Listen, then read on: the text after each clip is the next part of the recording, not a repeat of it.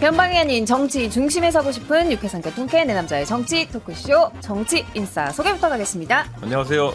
3시간짜리 3개월짜리 이분석입니다. 안녕하세요. 도봉이 나운스타 김대섭의 대타 이기인입니다. 네, 안녕하세요. 김준일 변호사입니다. 안녕하십니까. 민주당 대변인 한민수입니다. 네, 그리고 저는 아나운서 이선영입니다. 오늘은 마중무 토크 없이 일단 광고부터 듣고 오겠습니다.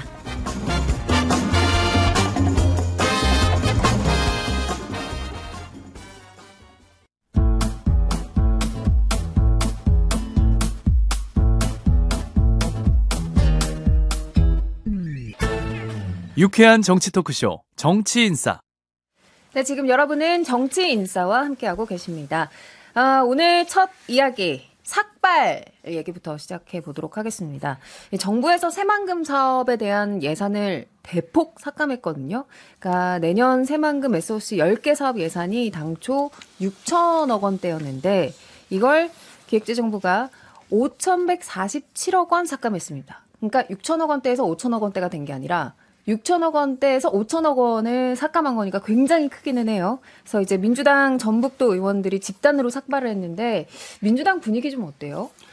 그제였을 겁니다. 전라북도에서 당원들이 진짜 많이 오셨어요. 예. 1,000분 이상 오신 것 같은데 그 자리에서 한 의원들이 삭발을 했는데 제가 봐도 좀 황당하죠. 김관영 전북지사가 지금 이재명 당대표 이제 단식하시는데 격려차 왔다가 하신 말씀이 얼굴도 진짜 낯빛도 안 좋고 하면서 새만금은 새만금이고 잼버리는 잼버리 아니냐. 이렇게 78%씩 깎아버리면 사업을 하지 말라는 거다. 이런 토론을 하던데 근데 이게 모르겠습니다. 정부에서는 뭐 새롭게 전부 다 뭐 한도수총리도 대정부 질문에서 조정하는 거라고 하는데 만약에 진짜 그렇다면은 이런 국가적인 뭐 지금 뭐 윤석열 정부 때 시작한 사업이 아니잖아요.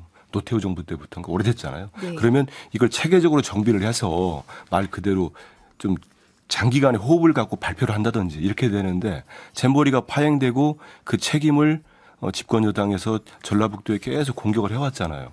그런 상황에서 내년도 예산을 이렇게 해버리면은 상당히 오해의 소지가 많고 전라북도 도민들뿐만 아니고 이 수도권까지 나왔던 출향민들도 모두 좀 분노하고 있고 우리 이 대표님이 그동안 계속적으로 노력해 오셨던 이 집권 여당 국민의힘의 서진 정책이 뭐 이런 정책들 내놓고 이렇게 예산들 내놓으면 빛이 발하지 않겠습니까? 이런 생각이 듭니다.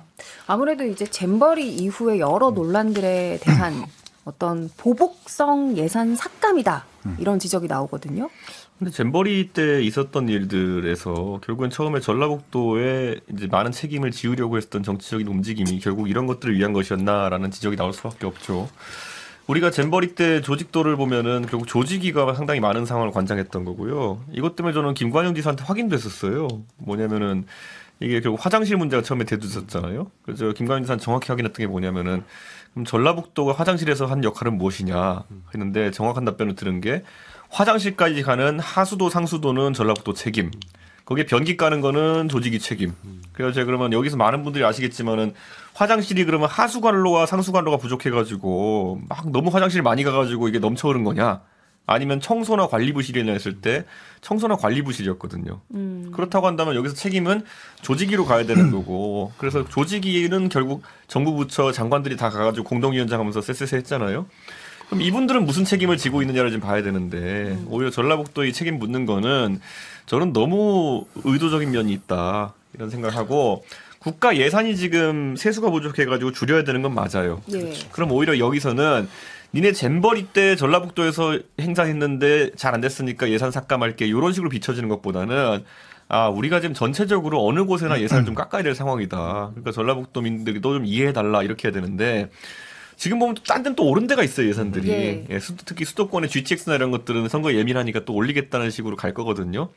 그러면은 이게 전라북도민 입장에서는 우리만 그러면은 집단 체벌 맞냐 이런 느낌이 들 수 있기 때문에 전 전체적으로 예산을 절감해가지고 국민들 고통분담을 하겠다는 게 만약 여당의 취지라고 한다면은 한 군데 이렇게 7, 80% 몰아가지고 줄이는 거는 말이 안 되겠죠.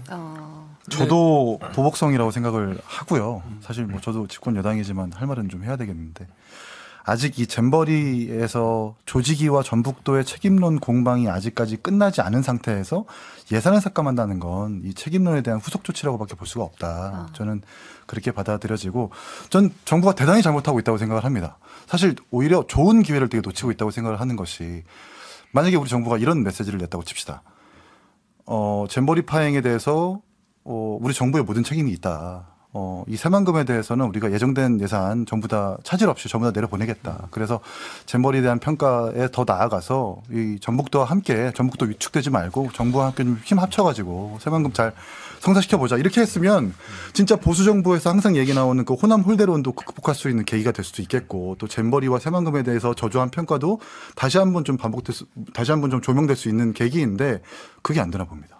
네. 저는 보복성 예산이라기보다 총선 전략에 기반한 철저한 예산이다라고 생각을 합니다. 전라북도 어차피 한석도 안 나온다. 이거 깔아뭉개도 우리한테 영향이 없다라고 생각하거든요. 비슷한 걸로 사회적 경제, 사회적 기업 분야에서 전년도, 그러니까 올해였죠. 올해 예산이 2,200억이었는데 내년도가 지금 700 몇십억 나온다는 거거든요. 고용노동부가 1,700억 올렸는데 그걸 기재부가 다시 1,000억 정도 깎았대요. 그럼 사회적 기업과 관련된 부분도 대부분 좌파다. 우리한테 어차피 표가 안 된다. 자르자. 그런 식인 것 같아요. 그러니까 자기네한테 표가 안 되는 거. 뭐 예를 들어 심지어 뭐 예산은 얼마 안 되지만 작은 서점 활성화하는 사업도 11억인가 그것도 다 없앴잖아요. 그러니까 우리한테 어차피 표가 안 될 거에서는 신용하지 않겠다. 왜냐하면 우리가 지금 세수가 펑크나고 줄이니까 우리한테 표 될 때만 철저하게 예산을 놓겠다. 가덕도는 예산 늘리고 뭐 이런 식으로 그렇게 한 대단히 그 총선을 염두에 둔 전략이다라는 생각을 합니다. 근데 지금 보니까 독도 관련된 예산도 크진 않지만 또 줄어들었고 역사 왜곡 대응하는 그런 예산도 줄었는데 좀 전에 말씀하신 거가 실제로 진짜 그런 생각을 했다면 되게 어리석죠.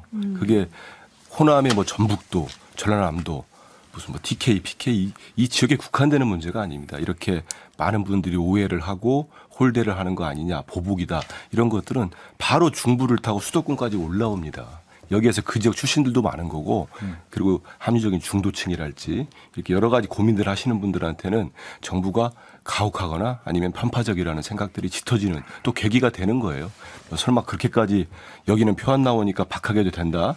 그렇게 접근하면은 수도권 선거 더 어려워질 겁니다. 그런데 저는 이거를 좀 봐야 되는 게 저희가 코로나 시절에 조세 정책이 완전히 망가진 건 맞아요. 이게 뭐 특정 정부의 문제라기보다는 아무래도 경기를 부양해야 될 필요성이 있고 시급한 지원이 많이 들어가다 보니까 그 당시에 또 공교롭게도 부동산은 갑자기 폭등하는 모양새였기 때문에 부동산에서 매년 수십조의 세수가 거치면은 그것을 어떻게 써야 되냐에서 결국에는 매번 지원금 때문에 여야가 붙지 않았습니까?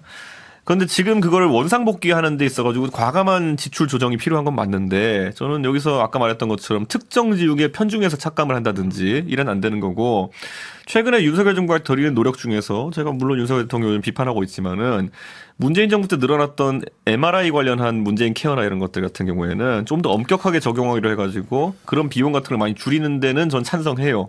그런데 저는 아까 말했던 것처럼 가덕도나 아니면 대구 신공항 이런 데 들어가는 예산 같은 경우에는 오히려 증액하거나 아니면 원안대로 가는 경우가 많고 전라북도에만 줄인다 그러면은 좀 편중성이 있을 거다. 그래서 저는 총체적으로 좀 국가를 운영한다는 관점에서 가야 되는 게 맞다. 저는 이런 생각을 하고 있고요. 여기서 우리가 항상 정치권이 지금 아직 닥치지 않아가지고 논의를 안 하는 게 있는데 방송에서도 이번에 저는 코로나 지원금을 소상공인단을 지원했던 것을 몇백만 원 단위로 회수한다고 하는 것은 굉장히 위험하다 이런 생각을 합니다. 동의합니다. 저는 이거는 여야가 힘을 합쳐가지고 오히려 다른 곳에 예산을 좀 줄인다 하더라도 소상공인에게 기지급된 그런 어떤 지원금을 회수한 형태로 갔다가는 더 큰 내수 절벽과 더 큰 세수 결손이 일어나가지고 손해를 볼 수 있는 상황이거든요. 저는 오히려 이재명 대표는 이런 거 갖고 단식했으면 좋겠어요. 지금 약간 얘기가 이제 코로나 지원금까지 가서 조금 빠지기는 했는데요. 정리를 하면 그러면 김준호 변호사 같은 경우에는 지금 이 새만금 관련된 예산 삭감을 이제 총선과 관련된 어떤 전략에서 이렇게 한 것이다라고 보고 계신 거고 이준석 전 대표도 좀 비슷하게 보고 계신 건가요? 그러니까 누가 그렇게 기획을 했다면 그렇게 비춰질 수 있는데 정말 총선 전략상으로는 약간 바보 같은 행동이거든요. 왜냐하면은 영남은 우세 지역이기 때문에 사실상 그런 어떤 예산의 배분 없이도 상당히 우위를 갖고 있는 것이고 수도권이라 함은 오히려 우리가 많은 의석이 걸려 있는 곳인데 이것은 호남 출향민의 비율이 상당합니다. 그렇기 때문에 호남 출향민들 같은 경우에는 애초에 서울살이 하면서 아니면 경기도살이 하면서 호남 출향민으로서의 또 애환을 가지고 있던 분들이 많거든요. 그런데 언론에 비춰지는 모습이 야, 잼버리가 잘못됐는데 왜 전라북도에 집어씌우는 거지? 그 다음에 그것 때문에 예산까지 깎아가지고 내 고향이 전북 부안인데 왜 이렇게 되는 거지? 뭐 이런 분들 되게 많아요. 그런데 어쨌든 잼버리 파행을 두고서 새만금 관련된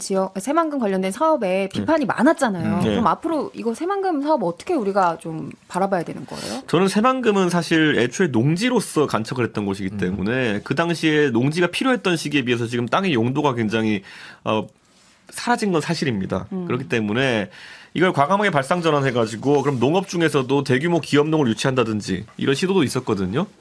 저는 근데 예전에 제가 당대표 취임하고 나가지고 가장 먼저 갔던 데가 새만금이에요. 그래서 제가 우리 지역에 아까 당선될 사람 없다고 하셨지만은 우리 당에서 정운천 의원님이 전주에서 국회의원 하시면서 이 문제에 대해 굉장히 많은 연구를 했었어요. 그래서 여기에서 그 새만금 공항이 자꾸 이슈화가 되는데 오히려 저희가 노력했던 건 새만금 항구였어요. 그래가지고 전북 지역은 농업도 발달하고 이랬는데 지금 그 소나 이렇게 돼지 키우시는 분들이 사료값 때문에 양계하시는 분들도 그렇고 사료값 때문에 굉장히 걱정입니다. 그래서 원래 저희가 내세웠던 거는 새만금 항을 오히려 개발해가지고 외국에서 곡물을 수입해 오면은 거기에 사료 단지를 만들겠다. 네. 사료를 많이 만들어가지고 일부는 국내 소비하고 그다음에 일부는 중국으로 수출하고 이런 것들도 기획을 했었거든요. 그리고 많은 분들이 좀 생각해 보셔야 되는 게 새만금 공항에 대해 저희도 연구를 했었는데 생각보다 비용이 많이 안 듭니다. 다른 공항에 비해 가지고. 예를 들어 지금 보시면 울릉공항 아니면은 대구 경북 신공항 아니면 가덕도공항 이런 데를 보면요. 가덕도공항 조성 비용이 20조 정도 되면요. 그중에 10조 이상이 매립에 들어갑니다.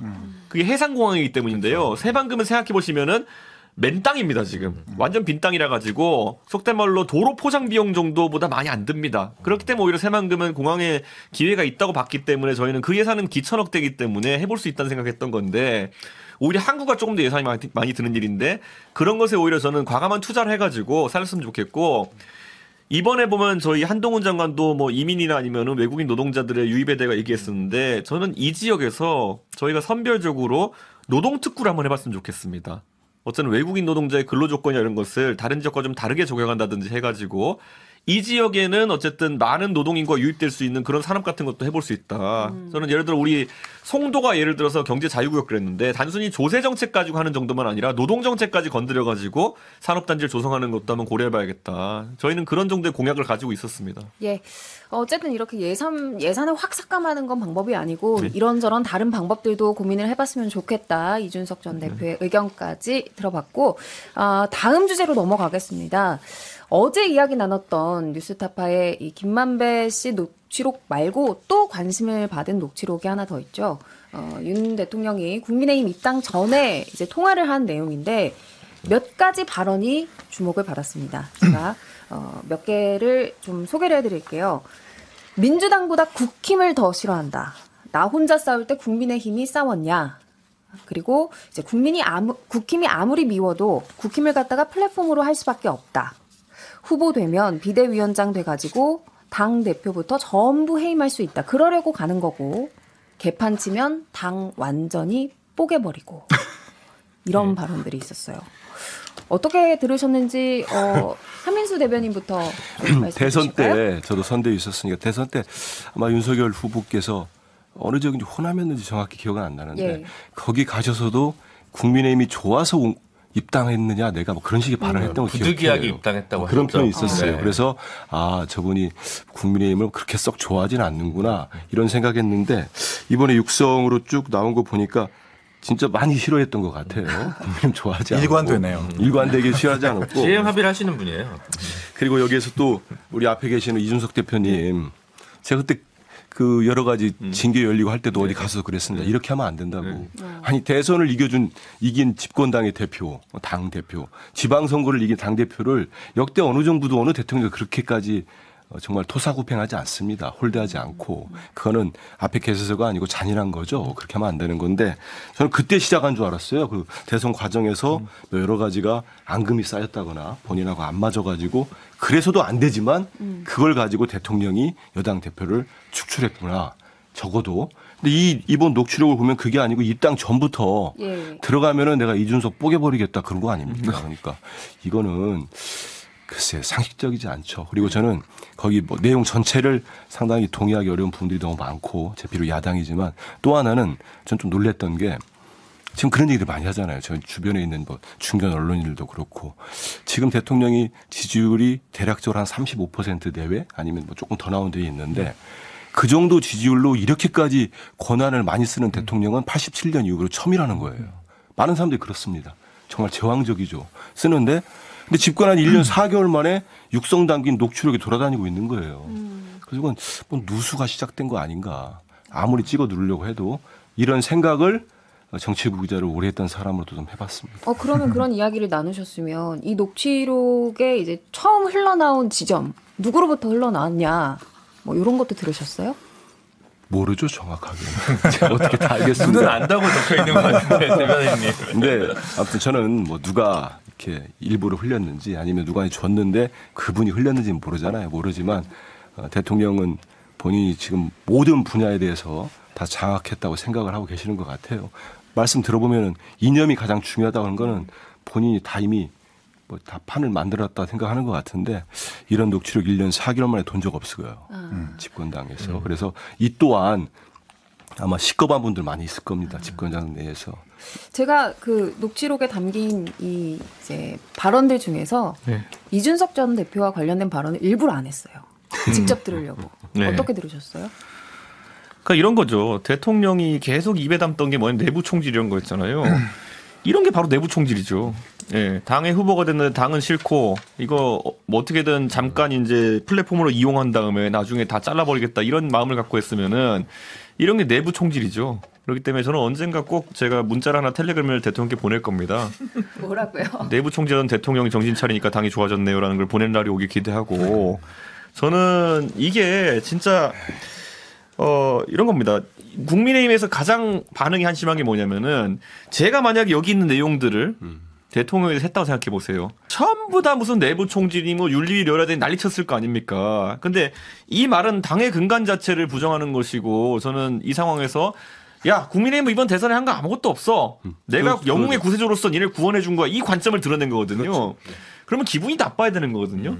그러니까 그런데 100명 넘는 의원들이 영혼이 없는 상태라 저는 이렇게 지적하고 싶고 그러면 이제 많은 사람들이 생각하겠죠. 이제 항상 여당이라는 거는 뭐 대통령의 국정운영 동반자이면서 입법부의 일원이기 때문에 할 말은 해야 되는 위치인데 어느 기대도 할 수 없는 상황이라는 게 오히려 이걸 보고 반응이 없다는 것 때문에 그렇죠. 그래서 그럼 거기서 이제 보면은 윤재욱 원내대표가 당의 그래도 원내의원들 대변하는 자리에서 이건 사적 대화니까 뭐라 할 수도 없다라고 하면 여기서부터 이 방어 하나 하기 위해 가지고 앞으로 민주당의 사적 대화는 그럼 전부 다 건드리지 않을 겁니까?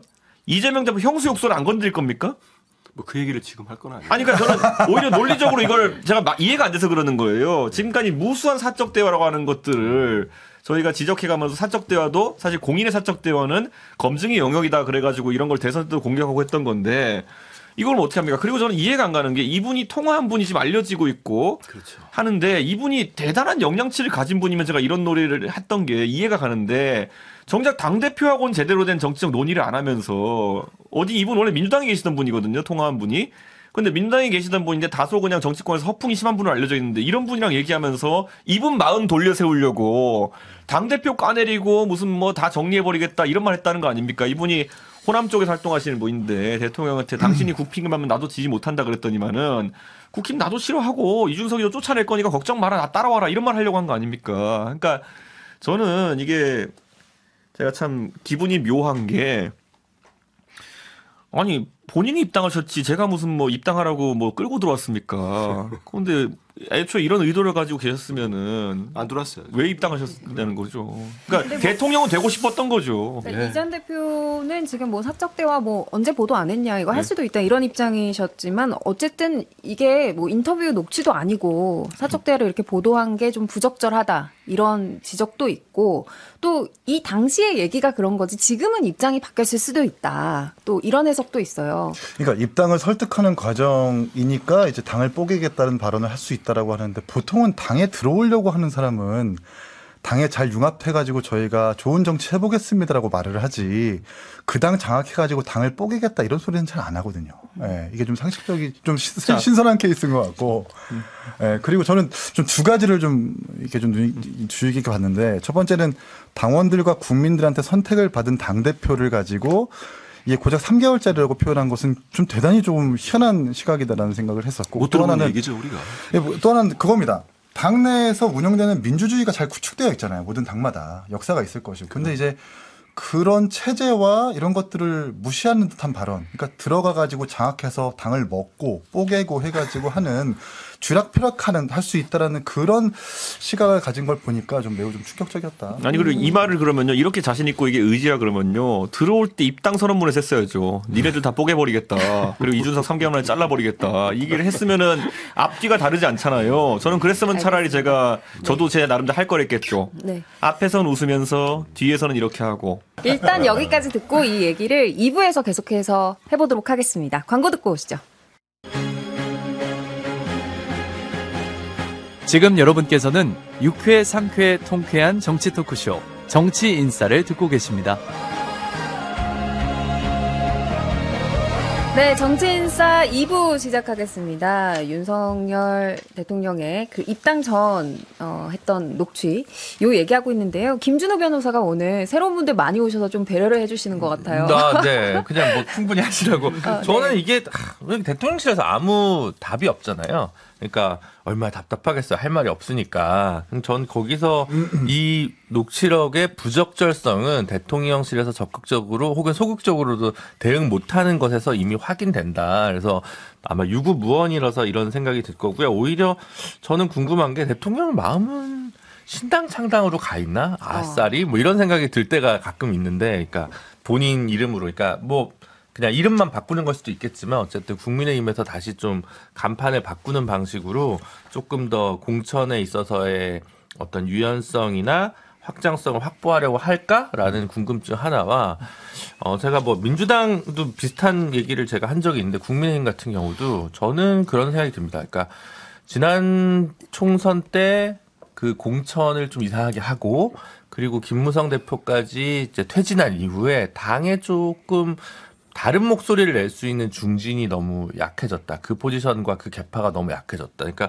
보통 이 정도쯤 되면 아무리 대통령이고 아무리 총선 전이어도 좀 각을 세우는 어떤 그룹이 있어야 돼요. 근데 물론 우리 지금 앞에 계시는 이준석 대표나 이기인 의원이 있지만 요 그 천하용인이라고 하는 그룹은 조금 소장파 그룹이고 말하자면 이제 조금 더 탄핵 때도 그렇게 갈 수 있었던 거는 있었던 거잖아요. 바른미래당 처음에 만들었던 그분들의 어떤 그 약간 어느 정도 흐름이라는 게 있었던 건데 그게 지금 전혀 없고 초선이 많고 일궤함적으로 돼 있고 각자 자기 공천만 바라보면서 아무 말도 못하고 이러면 당내 건강한 민주주의가 사라지는 거 아니겠습니까? 그래서 그런 점에서 봤을 때 좀 다른 의미에서 국민의힘의 그 당의 위기, 그러니까 집권 정당, 그러니까 집권 정권의 어떤 지지율 유무랑 상관없이 대통령에 대한 호우랑 상관없이 이 부분도 좀 보수 정당의 어떤 적신호로 받아들여야 될 것 같다라는 생각이 듭니다. 아니 근데 그것 때문에 아까 김준호 변호사가 말했던 그 지적하는 역할을 하던 정치인 2명 있었어요. 국민의힘에 지금 있는 사람 중에.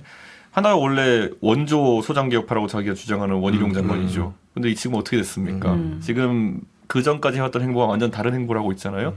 다만 여기서 이제 우리가 봐야 될 거는 그래도 수도권 의원들이 여기에 대해서 민감하다는 겁니다. 그리고 수도권에 자력 당선이 가능한 자신감이 있는 사람들이 여기다 지적을 하고 그게 지금 보고 있는 윤상현 의원이겠죠. 그렇죠. 네. 그리고 안철수 의원도 어쩌면은 뭐 따뜻한 데에 계시긴 하지만은 어쨌든 한마디씩 보태고 있잖아요.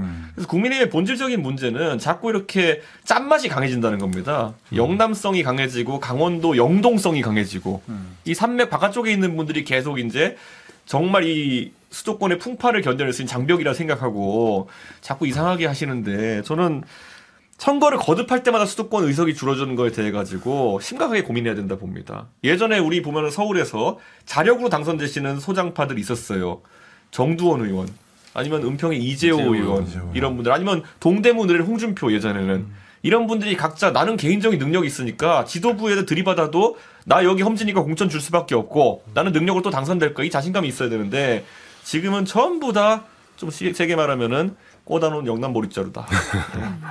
그 이준석 대표가 늘 쓰는 이제 방구석 여포들이 많다 이제 이런 셈인데 그게 사실은 그것도 참 큰일이죠. 왜냐하면 원내 그런 분들이 이제 사라지고 있으니까 지난 총선 때 너무 쓸려가지고 더더욱 발언력이 약해지는데 그 부분도 그래서 뭐 공천에 있어서도 조금 고민을 그 여당에서 더 많이 해야 될 것 같은데 지금 봐서는 그렇게 안 될 것 같습니다. 훨씬 더 편향적이고 이념적 공천을 할 것 같아서. 근데 그게 네. 계기가 한번 올 것 같아요. 이번에 반전의 뭐 계기가? 아니 반전이란 뭐 좋은 말이고 그것보다도 그러니까 지금 좀 전에 제가 뭐 있던 이런 것들이 벌써부터 하는 거랄지 10월에 있는 선거랄지 강서구청장 내년 4월 총선이 있는데 이 대표님 말씀처럼 지금 아마 말을 못하는 사람이 많은 것 같아요. 많고 이렇게까지 눌려 있는 그 우리 민주당도 마찬가지 국민의힘도 전통 있는 정당이잖아요. 집권을 여러 번 했었고 그 실력도 있다고 봅니다. 민주당뿐만 아니고 국민의힘도. 그런데 이렇게까지 한 분에 의해서 그냥 갑자기 밖에서 오신 분인데 짓눌려 있잖아요. 제가 볼 땐 공포 같은 게 있는 것 같아요. 근데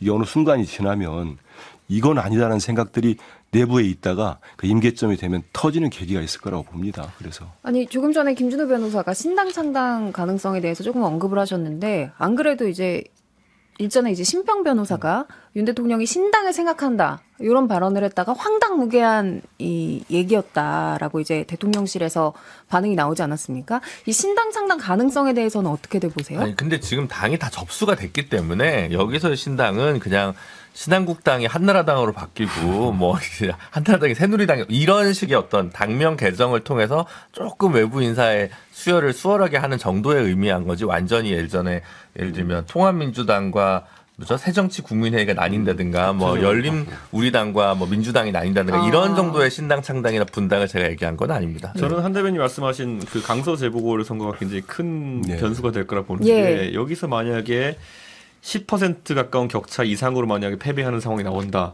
그러면요 서울 선거는요 강서구가 10% 차이면 서대문구도 10% 차이입니다. 노원구는 9% 차이일 테고요. 이게 다 수치가 계량화돼 있어요. 그렇기 때문에 이걸 보는 순간 수도권에서 몰패한다라는 생각이 들면은 두 가지 길이 있습니다. 리더십의 교체가 있고요. 그리고 하나는 아까 말했듯이 그 한나라당이 새누리당 되는 것처럼 이 페이스 오프가 있거든요. 그런데 이 둘 중에서 대통령이 리더십 교체는 본인의 책임론이 너무 강하게 됩니다. 본인이 5만 가지 작전을 다 써가지고 당대표 만든 거 아닙니까, 김기현. 그렇죠. 그런데 이게 실패했다는 걸 6개월 만에 증명하게 되면은 본인에게 책임이 가기 때문에 전반적으로 당을 까면서 페이스오프 하자고 할 가능성이 높습니다. 예.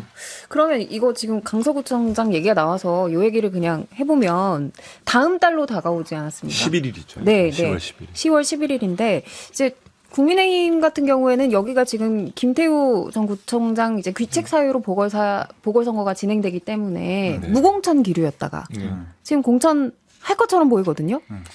그러니까 김기현 대표가 급격하게 입장 변화가 바뀐 데에는 뭐 용산에서 전원이 있었다라는 설도 있고, 근데 어쨌든 김기현 대표 입장에서는 날 받아 놓은 거죠, 진짜. 그러니까 10월 11일인가 그게? 11일이죠. 예, 날 받아 놓은 건데 지금 여기서 선거라는 게 아까 수도권에서는 변수라는 게 뭐 SOC 이런 거 없어요. 그냥 정권에 대한 평가 그리고 부동산 경기 등에 대한 본인의 어쨌든 그 재산에 대한 어떤 부분 이런 게 강하게 작용하거든요.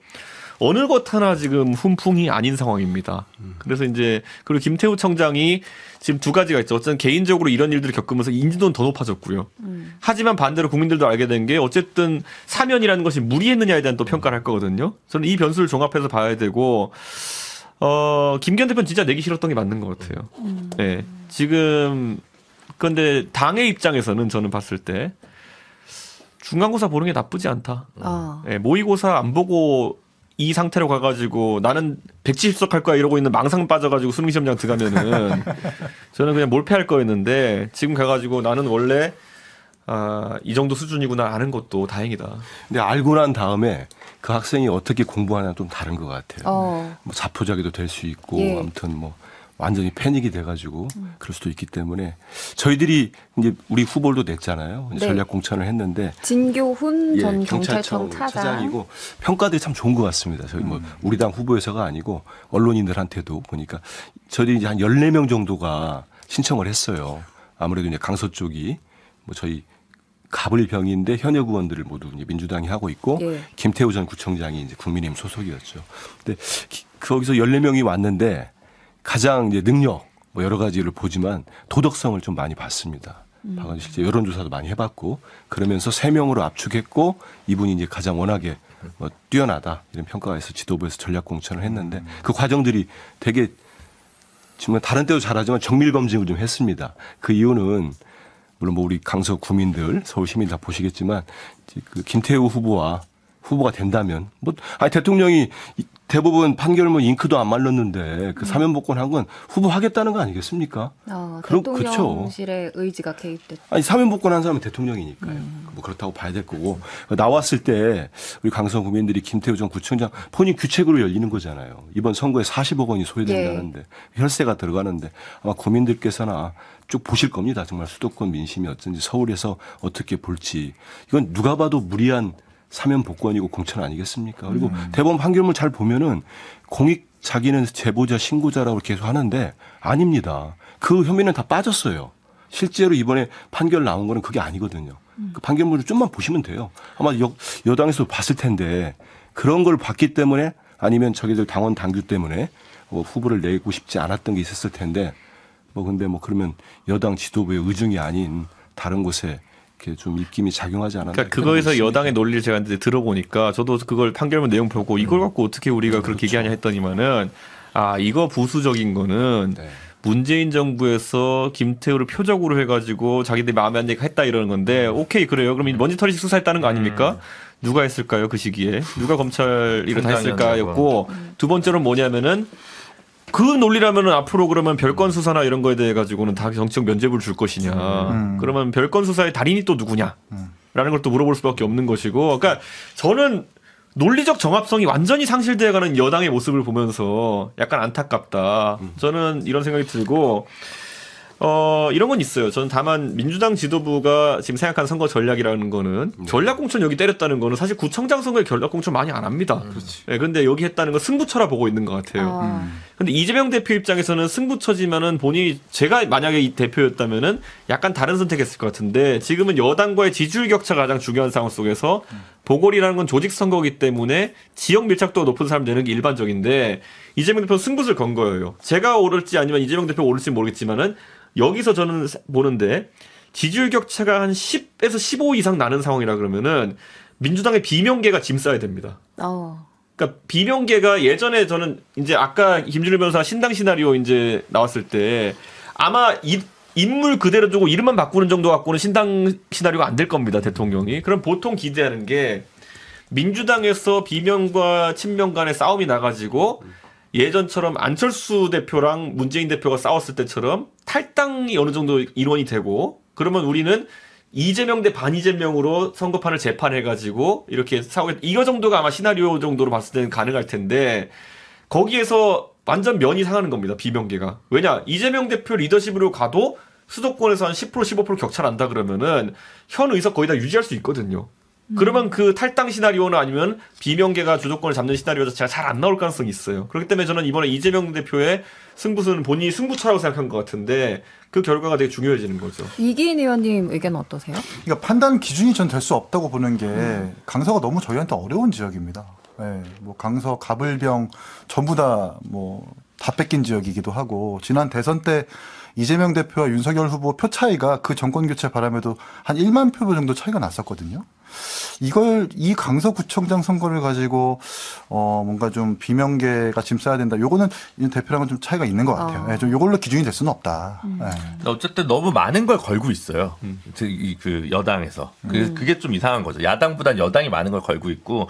그래서 저는 그냥 여당이 지금이라도 최악의 수를 피하는 건 간단합니다. 그냥 김태우 전 구청장 공천만 안 줘도 그래도 뭐 그냥 괜찮은 거거든요. 아니 근데 공천 가능성이 지금 얼마나 되는 거예요? 99.99%. 거의 뭐 100% 지금 경선한다고 하는 했는데 네, 경선한다고 하더라고요. 그리고 점 찍었죠. 이준석 대표는 이제 그래도 뭐 예방주사 세게 맞는 게 좋다고 하는데 저는 거기서 만약 지지율 격차가 이렇게 세게 나면 더 이상 다른 그 격전지나 어려운 지역의 수도권에 아무도 차출되려고 하지 않으려고 해서 내년 총선에서의 그 자원 경쟁력이 더 약화되는 악순환으로 빠져들 수 있어가지고 저는 그 점 때문에 잘 나가는 검사들이 부산이나 뭐 서울, 강남, 송파 이런 데만 받으려고 하지 나머지 뭐 어디 출마하려고 하겠어요? 아닙니다. 지금 듣기만 해도 마음이 웅장해지는 동북권 청년벨트 김병민, 김재섭 그리고 또 뭐 이승환 뭐 이렇게 해서 가슴이 웅장해지는 듣기만 해도 그러니까 그런 벨트 검사분들이 안 가시는 거잖아요. 그러면 거기.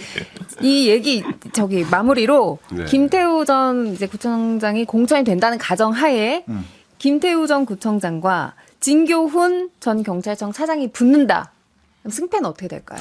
어떻게 보세요? 현재로서는 뭐 민주당 후보가 아무래도 좀 유리하지 않을까 싶고. 아, 예. 예, 저는 뭐 민주당 한 표 나왔고요.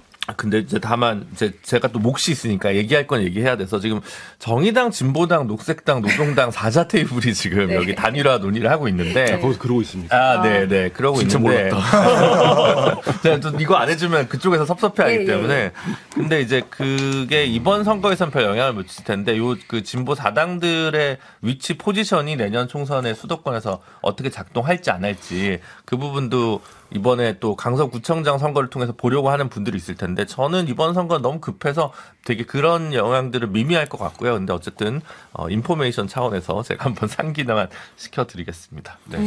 저는 뭐 섣불리 그 예. 당의 대변인 맡고 있는 사람이요. 저 속으로는 얼마 정도 차이가 나겠다 생각하는 거 좀 있습니다. 하는데 그 얘기를 말씀드리긴 그렇고. 그 얘기를 조금 제가 하면 그냥 안 해석을 되죠. 한다면은 이제 자신 이기는 있다. 쪽은 아니, 이제 그런데 생각을 해주셨고 그래도 얼마 차이로 이기냐 끝까지 이걸 생각하고 아니 그렇지 있다. 않습니다. 긴장을 해야 되고. 근데 전 1차 저기 내년 4월 총선을 앞두고 1차 심판 선거가 될 거라고 봐요. 왜냐하면 좀 전에 얘기했지만 우리 김 변호사도 만약에 지금 국민의힘 지도부가 우리 다 알듯이 끝까지 무공천을 하거나 적어도 김태우는 공천하고 싶어 하지 않으면 확정은 안 됐지만은 하는 자세에서 자꾸 이제 외부의 힘에 의해서 결국은 김태우 전 구청장을 공천한 상황으로 가고 있지 않습니까?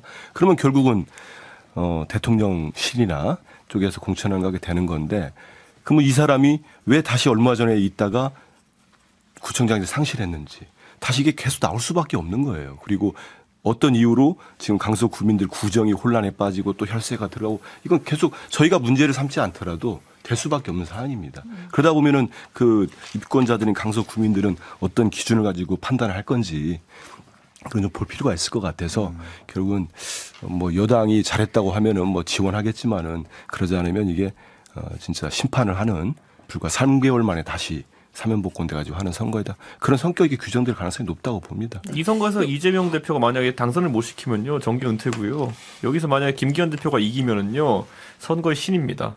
그래서 어느 쪽에 지금 이 말은 결국에는 민주당 후보가 굉장히 유리한 선거고. 굉장히 유리한 선거죠. 그래서 득표율 격차제가 얘기했던 게 10% 정도 전 기준선을 봅니다. 만약에 강서구에서 10%에 15% 차이가 난다 그러면은 이게 보통 어떤 의미냐면은 강남을 현재 지역 기준으로 강남을에서 민주당이 후보 잘 내면 붙어볼 만한 얘기입니다.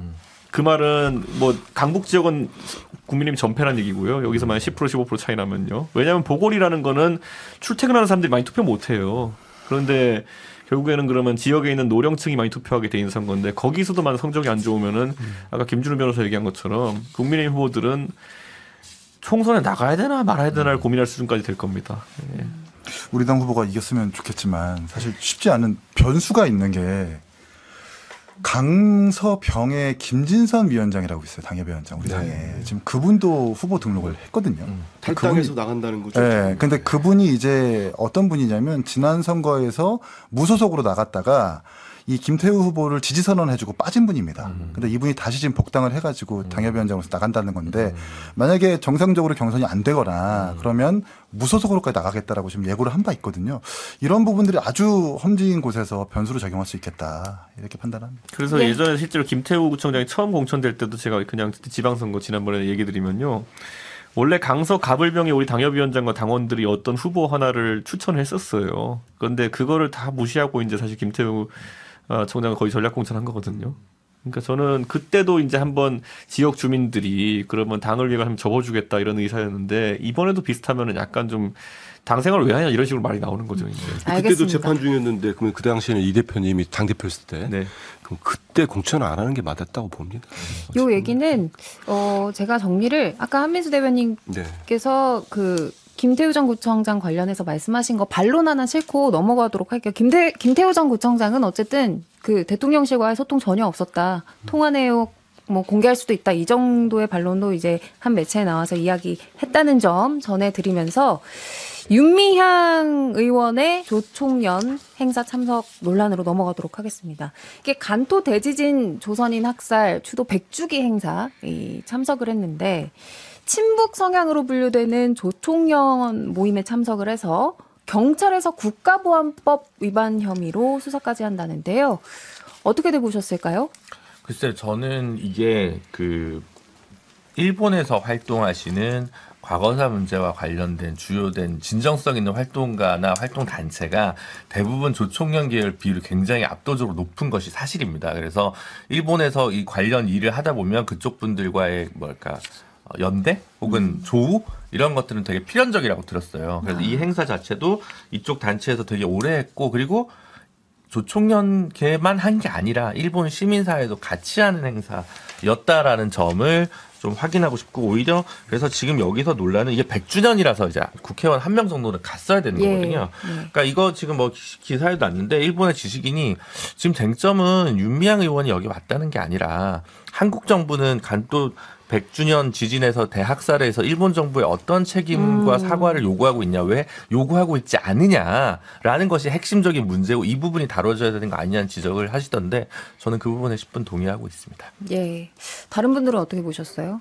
저는 윤미향 의원이 결국에는 눈치가 참 없고 그러다 보니까 지금 의정활동을 하면서도 민주당에 많은 누를 끼쳤다. 지금 무소속 의원이지만은 결국 더불어시민당 비례로 들어간 거 아니겠습니까? 그래서 저는 이건 윤미향 의원에게 민주당이 오히려 굉장히 좀 속상한 그런 표정을 드러낼 것이다 이렇게 생각하고, 이게 있어요. 제가 김태우 청장을 왜 공천하려고 하냐 아까 이제 그거를 여당 쪽에 뭐 인사한테 물었더니만은 김태우를 공천해야만 조국이 다시 부각되어서 총선 때 조국 국면을 갈 수 있다 이러더라고요. 그러니까 이게 제가 봤을 땐 듣기만 해도 망상이거든요. 그러니까 김태우 수사관이 예전에 조국 장관이랑 뭐 관련이 있었던 건 사실이지만 그렇다고 지금 김태우 청장 공천 여부가 조국 이미지 다시 떠올리게 할 거라는 생각은 이게 지금 여당의 전략 수준인 것 같아요. 그러면은 여기서 윤미향 의원에 대한 공격이 그러면 타격감이 있느냐에 대해 가지고는 저는 생각보다 없다. 왜냐하면 윤미향 의원 예를 들어서 제가 봤을 때는 그냥 냉정하게 뭐 여러 커리어를 가져오시지만 앞으로 정치적 커리어를 더 가져가시긴 힘들어 보이거든요. 그럼 지금 윤미향 때리기로 민주당을 타격 준다는 거는 생각보다 어렵다. 그래서 저는 이거는 뭐 저는 윤미향 의원의 행적에 대해 가지고 뭐 그냥 부적절하다 생각합니다. 그냥 조총련계 꼭 이런 데 갔어야 되는다는 생각이 드는데, 반대로 이게 무슨 여당에 대단한 이득을 주거나 아니면 정치적으로 윤미향 의원 보고 야 민주당 뽑으면 안 되겠어 이렇게 하는 사람이 늘어날 거라는 생각은 전혀 안 합니다. 그러면 이제 이 정부의 이념 전쟁 요 타겟이 홍범도 장군 흉상 뭐 이런 거에서 윤미향 의원으로 옮겨갈 거다 이런 것도 좀 그렇게 무리하게 이런 해석은 좀 무리하다 이렇게 보시는 좋은 거예요? 건수죠 사실. 빌미를 잡은 건데. 홍범도 사건에 있어서 당이 그렇게 뚜렷하게 입장을 낸 적은 많이 없어요. 그리고 보도를 통해서도 알겠지만 대통령실과 좀 다른 뜻을 갖고 있다라든지 우리 좀 조심스러워한다든지 선거에 있어서 특히나 피케 의원들이 특히 뭐 그렇게 생각하고 있다 뭐 이런 보도도 있는데. 좋은 건수죠, 사실. 이렇게 이념 논쟁이 있어가지고 이 홍범도 장군에서 윤미향 사건으로 이렇게 전향해가지고 집중할 수 있는, 그래가지고 상대방을 타격해가지고 전략적 이익을 얻을 수 있는 그런 건수라고 여길 수 있다. 2년 4개월 전에 탈당한 윤미향 의원을 가지고 이제 민주당 입장을 내라고 했는데 아니 무소속으로 된 지가 2년 4개월이 됐습니다. 근데 민주당하고 무슨 상의라고 한 것도 아니고 우리 당을 이제 공격하겠다고 한 건데, 사실 홍범도 장군 역사에서 지우려고 하는 거는 뭐 제 주변에 정말 대선 때 우리 후보를 찍지 않았던, 우리 대표를 찍지 않았던 분들도 상당히 분노를 하더라고요. 43년도에 돌아가신 분이 김일성 공산주의와 무슨 관계가 있느냐 이런 얘기를 한다는데, 그러다 보니까 이 건을 가지고 과도하게 대응을 한 건 맞습니다. 경찰이 국가보안법 수사 뭐 위반된 게 있으면 현행법이니까 뭐 수사해서 위반 사항이 있으면 처벌하면 됩니다. 근데 이걸 마치 가지고 윤미향 의원의 이 문제를 가지고 이제 이념 전쟁의 타겟을 옮긴다? 저는 그렇게 가지는 못할 거라고 보고요. 그거는 좀 과도하게 공격하는 거다. 이런 저는 그러니까 여당에서 전술을 잡고 이제 새로운 걸 만들어내지 못하는 상황에서 과거에 뭐 하나 참고해놨던 거 꺼내가지고 뭐 해보려고 하는 거. 제가 방송 나와서 얘기하면 저 많은 방송 나가지만은 꼭 어르신들이 할 말 없으면 저한테 하는 게 뭐냐면은 왜 이번 방송 나가가지고 문재인이랑 이재명 안 깠냐 이러거든요. 근데 오늘 주제에 문재인은 없어요. 그런데 이분들은 맨날 기대하는 게 뭐냐면은 아침에 한번 기본으로 문재인 대통령 공격해주고 옛날 박지원 원장이에요. 그러니까 이런 거잖아요. 뭐 문모닝 이런 거 하는 거잖아요. 근데 이게요. 저는 이제 여당에서 창의적인 걸 내가지고 정책 아이디어를 내가지고 표를 가져온다는 확장적 전술이 필요한데 가가지고 또 조국 한번 까야 되고 문재인 한번 까야 되고 뭐 이런 거거든요. 근데 이게 저는 그냥 그 강성지지층이 저 같은 사람 욕할 때 쓰는 건 모르겠는데 더 큰 문제는 뭐냐면 요즘 최고위원회 분위기가 그래요. 무슨 일 있으면 전 정부 얘기하고 문재인 얘기 한 번씩 해줘야지만은 오늘 한 건 했다라고 생각하는 사람들이 많아져가지고 저는 이게요. 또 이러면 저한테 문재인 옹호하냐 그러겠지만은 민주당에서는 저한테 이를 갈아요. 문재인 대통령이랑 이재명 대표 많이 공격했다고 선거 때. 그런데 지금은 이 사람들 깔 때가 아니라 여당에서 민생 문제나 이런 걸 통해 가지고 득점을 해야 되는 상황인데 그러니까 이런 분들이 그러면 그러면 이거 까준 데를 찾아가야겠어. 그러면은 보수 유튜브는 뭐 봄, 여름, 가을, 겨울 맨날 똑같거든요, 주제가. 예, 문재인 대통령 한 번씩 까주고, 이재명 한 번씩 까주고, 이준석 한 번씩 까주고, 평상시에 조회수 안 나오다가 그거 하면 조회수 나와요. 그러니까 이런 것만 찾아가게 보고 계시니까 여당 지도부라는 사람들도 그런 것만 하는 겁니다. 그래서 저는 제발 이제 이런 윤미향, 조국, 무슨 문재인, 이재명 뭐 이런 거 내려놓고 저는 도대체 내년은 경제 어떻게 살릴 거냐 이런 거 했으면 좋겠어요. 그러니까 이제 그런 거죠. 정리하자면 이념 논쟁을 할 때 교육개혁, 노동개혁, 연금개혁에서 보수의 이념에 기반한 정책이 이거다. 그러니까 이념 논쟁을 하자. 예를 들면 소득주도 성장 이게 문제다. 우린 이런 성장을 원한다. 이게 이념 논쟁이 돼야 되는데 과거사 가지고 얘기를 막 찾아보니까 뭐 태용호 의원도 옛날 유튜버 할 때 뭐 홍범도는 공산주의자 아니었다. 이런 영상만 나온다는 거예요. 지금. 그러니까 이거 뭐 끝도 없는 과거사 그거는 이제 미래로 가지 못한다는 거라는 건 정확하신 것 같고 그 다음에 이제 또 남는 문제가 전부 유튜버화 되고 있는 것 같아요. 전부 공격수만 해요. 그리고 전원 공격인데 무수비예요. 그냥 라인을 다 올려가지고 뭐 그냥 뒷공간이 털리면 털리는 거고 아무 그냥 왜냐면 당대표는 좀 정제돼야 되고 조금 뭔가 정리를 하고 할 사람이 있어야 되는데 당대표부터 전부 다 공격. 사실은 모든 당이 대부분 요즘 마찬가지입니다만 특히 여당이면 그래도 좀 안정감 있는 수비수 스위퍼가 있어야 되는데 옛날 말 리베로가 있어야 되는데 전혀 없는 부분이 좀 아쉬운 부분이 아닌가 싶습니다. 다른 당 얘기긴 한데 저는 지금 국민의힘의 당대표께서 취임한 이후로 정말 허구한 날 우리 당 대표를 욕을 해요. 비판을 해도 좋은데 그 집권당 대표면 좀 먹고 사는 문제 얘기를 해야 되거든요. 경제 얘기도 하고 민생 얘기도 하고 우리가 이런 법을 추진하려고 한다. 이런 얘기를 좀 치중을 하셔야 되는데 하고 난 욕만 합니다. 그러면 글쎄요. 그 본인들 아까 말씀하신 대로 정말 열성적으로 그 얘기만 듣고 싶어 하신 분들 말고 지금 민생과의 경제에 시달리는 국민들이 그게 마땅하겠습니까? 마땅치 않을 거예요. 되게 싫어한다는 생각하고 더 하나 중요한 거는 대통령이 가장 이념이 중요하다고 해도 당에서는 민심을 듣기 때문에 가장 일선에 있기 때문에 다른 얘기를 해줘야 되는 거예요. 아니, 제동을 걸고 지금 그럴 때가 아닙니다 하든지 아니 못하면 거기까지는 무서워서 못하면 대통령 하더라도 다른 트랙으로 다른 말씀들을 해줘야 되는 거예요. 근데 전혀 안 해요. 모두가 똑같은 얘기만 하고 있어요. 저는 정책이긴 여당에 나올 수 없는 게요. 나경원 의원이 저출산위원장 맡아가지고 저출산 정책 얘기했더니만 잘렸잖아요. 그러니까 이게 전형적인 회사에서 가장 안 돌아가는 회사가 뭐냐면은 자 오늘 우리 기탄 없이 의견 얘기해봐 한 다음에 의견 얘기했더니 잘리면은요 아무도 얘기 안 해요. 네. 알겠습니다. 윤미향 의원이 지금 이제 자신의 비난한 국민의힘의 강민국, 이용, 태용호 의원 경찰청에 고소했다는 네, 말씀까지 드리면서 2부 마무리하고 다시 오겠습니다. 변방이 아닌 정치 중심에 서고 싶은 내 남자의 유쾌상쾌 통쾌 정치 토크쇼 정치인싸 오늘은 여기까지고요. 지금까지 한민수 민주당 대변인 김준우 변호사 이기인 국민의힘 현 경기도 의원 그리고 이준석 전 대표 저는 이선영이었습니다. 고맙습니다. 감사합니다.